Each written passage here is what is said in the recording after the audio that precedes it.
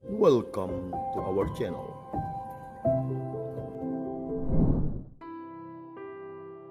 Selamat pagi, kembali lagi berjumpa di Riak Sabda, edisi hari Sabtu 14 Januari 2023 bersama saya, Frater Dio.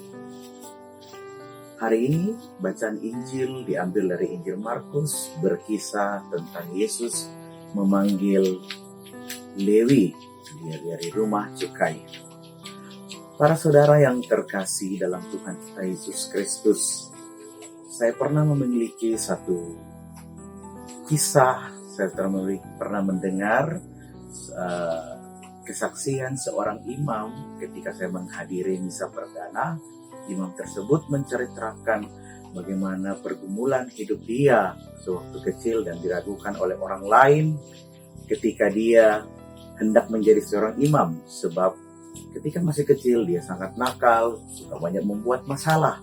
Namun ketika dia sudah beranjak dewasa, memutuskan menjadi seorang imam, dan sampai sekarang menjadi imam dan akhirnya bisa melayani umat Allah.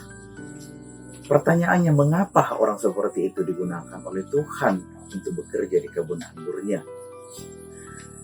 Para saudara-saudari yang terkasih, panggilan menjadi seorang imam, suster, bruder, semuanya itu adalah anugerah dari Tuhan yang diberikan kepada orang-orang yang dipilihnya.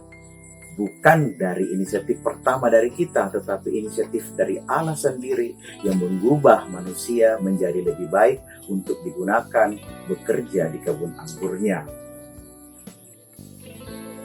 Para saudara-saudari yang terkasih, di dalam bacaan Injil pada bagian akhir dikatakan, Yesus berkata, "Bukan orang sehat memerlukan tabib, tetapi orang sakit. Aku datang bukan untuk memanggil orang benar, melainkan orang berdosa." Yesus datang ke dunia untuk menyelamatkan orang-orang berdosa.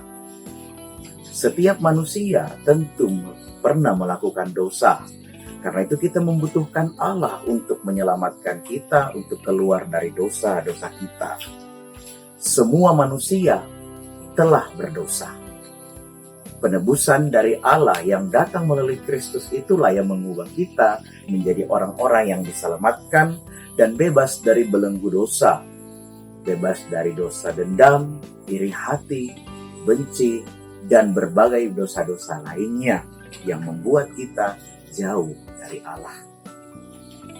Seorang pelukis terkenal dari Filipina menggambarkan perjamuan terakhir yang unik, di mana Kristus merayakan perjamuan terakhir bersama dengan anak-anak terlantar dan miskin yang makan dengan lahap di sebelah kanan dan kiri Yesus.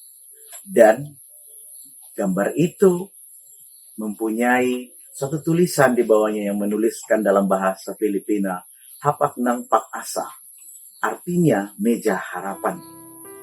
Ya, meja harapan. Harapan untuk berubah, harapan untuk menjadi lebih baik, harapan bisa diselamatkan oleh Tuhan. Dan kita punya harapan yang sama, diselamatkan oleh Allah. Para saudara-saudariku yang terkasih, panggilan Yesus kepada Lewi di dalam bacaan adalah representasi dari kita yang merupakan orang-orang pendosa yang mau diubah hidupnya oleh Allah menjadi lebih baik. Allah mau mengubah keberdosaan kita menjadi berkat di dalam hidup kita. Dan Yesus mau supaya kita setelah diselamatkan oleh Allah menjadi pelopor-pelopor berkat bagi orang lain. Kehadiran kita harusnya menjadi berkat bagi sesama.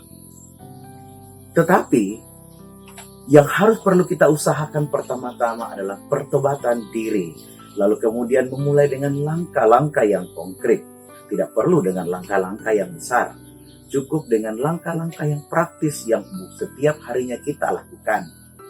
Semisal, kita banyak berbuat keramahan dan lebih perhatian kepada orang-orang yang terdekat dengan kita. Mungkin istri, mungkin suami, mungkin anak-anak, kenalan, sahabat, dan siapa saja yang Tuhan hadirkan di dalam hidup kita untuk membantu kita menjadi saluran rahmat dan berkat bagi orang lain. Seperti Lewi yang hatinya disentuh oleh Allah dan diubah dan menjadi lebih baik, kita berharap hal yang serupa pada hari ini Tuhan mengubah hidup kita menjadi pribadi yang lebih baik.